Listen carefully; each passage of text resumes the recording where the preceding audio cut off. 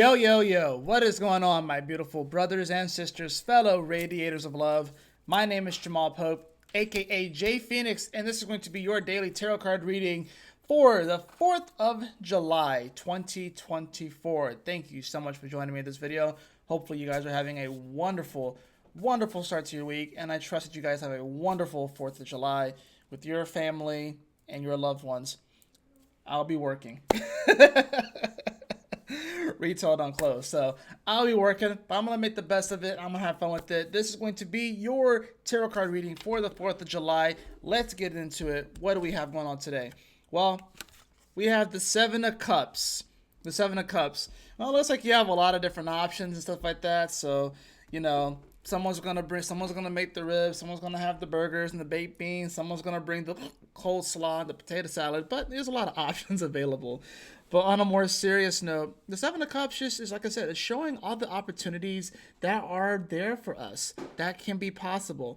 And I think it's interesting too. It's like in this card, it's like all these different like fragments that are kind of like falling down, like these different fragments, like these different reflections and stuff. So maybe this is coming down to like maybe you see different aspects or different versions of yourself that are possible, and wondering whether or not you can really express these aspects of yourself, right?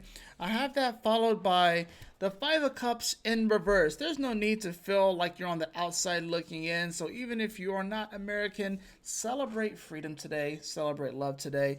Five of Cups in reverse. You're not on the outside looking in. You don't have to feel like you aren't a part of something today, no matter what the situation is, whether you're working, whether you're not, whether you're on vacation, whether you're with your family and loved ones. This is about, realizing that, you can have that emotional fulfillment. You can connect with other people and stuff too.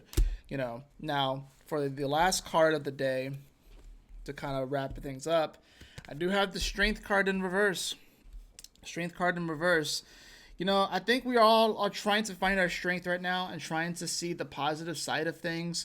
We have a lot of energy, that we have a lot of water energy. We have, of course, Neptune here at the end of Pisces. We have Saturn in Pisces. We have the Sun here in Pisces building up to this new moon, right? We have Venus here. Well, the Sun in Cancer, building up to the new moon in Cancer. And then, of course, Venus in Cancer as well. So there's a lot of water energy right now, right? The Strength card, though, is reminding us that we are far stronger than we realize. With it being in reverse, maybe we're starting to doubt that. Maybe we're starting to worry and fear that we may not be as strong as we think we are, but we actually are. Now, astrologically wise, we do have the moon, which is going to sextile over to Chiron today. While it is in Gemini, it's going to square Neptune, and it's going to enter into Cancer, and then comes Pluto. Now, I went really in depth, especially for like Wednesday, Thursday, honestly for the whole week. I went really in depth on my cosmic convergence about the astrology of the week and what it's going to be all about. Essentially, it's all about maintaining a positive attitude, maintaining a positive outlook, even when things seem a little bit weird, even if you're not really necessarily feeling as strong as you could be. Remember, this Five of Cups is in reverse. So you're not being left out. You're far stronger than you realize. And even if you are feeling left out, maybe you have a unique superpower that only you have. You know what I'm saying? It's sort of like, and this is a weird example. This is going to be a weird example, right? But it's like, say you have a group of like Pikachus, right? And then you have a Slowpoke that's chilling with the group of Pikachu, right? And the Pikachus, they just accept the Slowpoke as one of their own. But the Slowpoke is clearly a Slowpoke, right?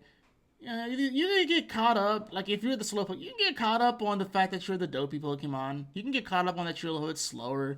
You can get caught up on that it may take you a minute or two to realize that your tail was bitten, and maybe you're starting to worry. Maybe I'm not really that strong because I'm not like the Pikachu around me. Well, you got to be able to find your own strength and what you're capable of. Evolve into Slowbro, learn Mega Punch. You know what I'm saying? I know this is a very nerdy reference and stuff, but I'm just saying, like, we have to find our strength in our own ways. Also, there's no need to compare yourself to other people as well too much.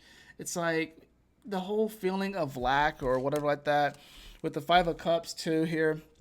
It's like, we have to be able to see on the positive side of things. The great thing about the Five of Cups is that, like, it hasn't all spilt over. There is still some there. And with it being in reverse, we can even get more caught up in the riptide of feeling like we've lost something. But when we realize the things that are there, the things that do matter, the things that are showing up in our life, we realize that we're far stronger than we give ourselves credit for. You know, like I said, the Seven of Cups is saying that there are so many more possibilities here. Just because a couple of things might have fallen over, just because a couple of cups might have fallen over, doesn't mean that there aren't other opportunities there. You know, and like I said, with the shards of glass in this card too, the way I'm kind of interpreting it is that maybe we may be looking at some aspect of ourselves that maybe we expressed, or maybe it just didn't really go well. Like maybe we wanted to, maybe we tried to be an actor and it didn't work. Oh well, maybe your calling is to be a writer, or maybe your calling is to do something else. But you know, don't lament over it, over the past. Don't lament over maybe you couldn't be the actor. Like, don't be a slowpoke and lament over you not being able to learn Thunderbolt. You can learn Psychic, that move. And Pikachu can't learn Psychic, right? So it's like, don't lament over the things that you can't necessarily control. You know, appreciate the things that you have, the people that you have, the loved ones that are there. That's what it comes down to, you know? Um, Now, as far as the Oracle card, we have the card of perception. It's all about your perception today. If you start to perceive that all that matters is the cups of water that have spilt over and have gone into the grass, here's the cool thing to perceive it.